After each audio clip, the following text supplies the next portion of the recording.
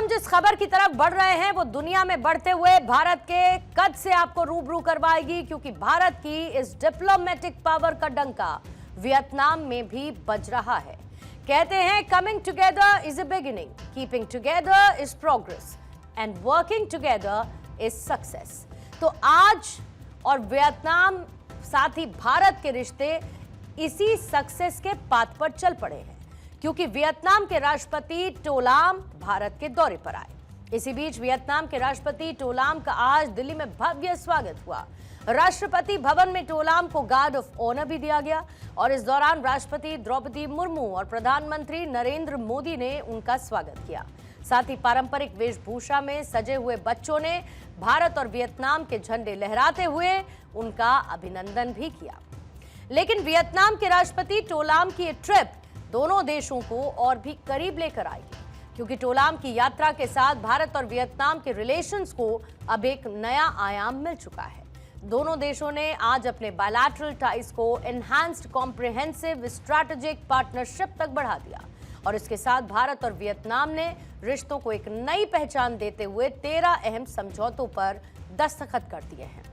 PM Modi और Vietnam के राष्ट्रपति लाम की बैठक के बाद दोनों ही पक्षों ने digital payment, rare earth minerals, इसके साथ pharmaceuticals, education, banking, agriculture, fisheries, animal products और संस्कृति जैसे सेक्टर्स पर एक दूसरे के साथ समझौते किए हैं। इसके साथ ही दोनों देशों ने एक दूसरे के साथ ट्रेड को नई और ऐतिहासिक ऊंचाइयों पर ले जाने का फैसला किया। यानी आने वाले समय में वियतनाम के साथ भारत ने $25 अरब के ट्रेड का टारगेट रखा है। 30 तक इसे $25 बिलियन तक पहुंचाने के लिए हमने आज कई महत्वपूर्ण निर्णय लिए हैं। हमारी ड्रग अथॉरिटीज के बीच एमओयू से अब भारत की दवाइयों का वियतनाम में एक्सेस बढ़ेगा। भारत के एग्रीकल्चर, फिशरीज और एनिमल प्रोडक्ट्स का भी वियतनाम तक एक्सपोर्ट और सुगम होने जा रहा है।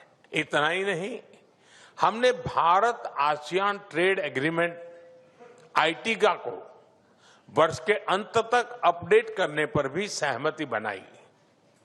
इससे भारत और आसियान के सभी देशों के बीच ट्रेड और इन्वेस्टमेंट को नई ऊर्जा मिलेगी। दरअसल पिछले एक दशक में भारत वियतनाम के बीच बायलैटरल ट्रेड डबल होकर $16 अरब तक पहुंचा, जिसको साल 2030 तक $25 अरब करने की प्लानिंग की गई। इसके साथ ही यूपीआई और वियतनाम के पेमेंट सिस्टम को लेकर भी इस मीटिंग में फैसले लिए गए। समझौते के तहत भारत का यूपीआई अब वियतनाम के फास्ट पेमेंट सिस्टम के साथ जोड़ा जाएगा और इसके लिए आरबीआई और स्टेट बैंक ऑफ वियतनाम के बीच एक ऐतिहासिक समझौता हुआ। इस सिस्टम के लागू होने के बाद भारतीयों के लिए वियतनाम में लेन देन करना उतना ही आसान होगा जितना कि भारत में है। यूपीआई पहले ही यूएई, सिंगापुर, नेपाल, फ्रांस जैसे कई देशों में अपनी पहुंच बना चुका है। वियतनाम के साथ लिंकअप होने से टूरिज्म को भी नई ऊंचाइयां मिलेंगी। साथ ही छोटे व्यापारियों और प्रवासियों के लिए रेमिटेंस भेजना भी आसान, सेफ और सस्ता होगा। भारत का यूपीआई पहले ही 8 देशों में चल रहा है, जबकि 5 और देशों में इसे शुरू करने के लिए काम किया जा रहा है। इसी बीच वियतनाम के साथ मिलकर यूपीआई दोनों देशों के बीच पैसों के लेन देन और खरीदारी को और ज्यादा तेज और आसान बनाएगा और भारत वियतनाम के बीच तेजी से मजबूत होते इन रिश्तों के पीछे वजह दोनों देशों के सदियों पुराने संबंध भी हैं, जो कि एक दूसरे को और करीब लेकर आते हैं। क्योंकि भारत और वियतनाम के बीच का रिश्ता महज व्यापारिक दस्तावेजों या फाइलों तक लिमिटेड नहीं, बल्कि ये सदियों पुरानी सभ्यता और आध्यात्मिक चेतना का मिलन है। वियतनाम के राष्ट्रपति टो लाम ने अपनी भारत यात्रा की शुरुआत बोधगया से की और ये कदम अपने आप में एक बड़ा संदेश था कि दोनों देशों के रिश्तों की जड़ें कितनी गहरी हैं। प्रधानमंत्री मोदी ने इस बात पर खुशी जाहिर की कि पिछले साल जब भारत ने पवित्र बौद्ध अवशेष वियतनाम भेजे, तब वहां की करीब 1.5 करोड़ जनता ने उनके दर्शन किए, जो वियतनाम की कुल आबादी का लगभग 15% है। वियतनाम की सांस्कृतिक विरासत को सहेजने की दिशा में भारत एक बड़ा योगदान दे रहा है, क्योंकि भारत वियतनाम की प्राचीन चंपा सभ्यता के प्रतीक मी सॉन और नान टावर मंदिरों का जीर्णोद्धार कर रहा है। इतना ही नहीं, पीएम मोदी ने ऐलान किया कि अब चंपा सभ्यता की दुर्लभ पांडुलिपियों को डिजिटल रूप दिया जाएगा और ये कदम, ये फैसला इस अमूल्य धरोहर को आने वाली पीढ़ियों के लिए सहेजना, संरक्षित करने का एक आधुनिक तरीका भी है। इसका मतलब ये हुआ कि विरासत को सहेजने के साथ साथ अब दोनों देशों का ध्यान फ्यूचर की टेक्नोलॉजी पर सेंट्रिक है। यहाँ साइंस और इनोवेशन के मिलन को रिश्तों की ग्रोथ का एक नया इंजन माना गया है। वियतनाम की साझेदारी में विरासत और विकास दोनों का महत्व है।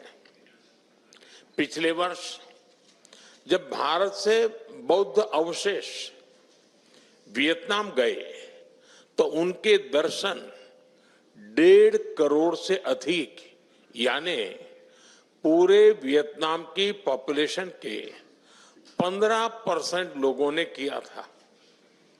हमारी साझा विरासत को जीवंत रखने के लिए हम वियतनाम के प्राचीन चंपा सभ्यता के मी सॉन और नान टावर मंदिरों का रेस्टोरेशन कर रहे हैं।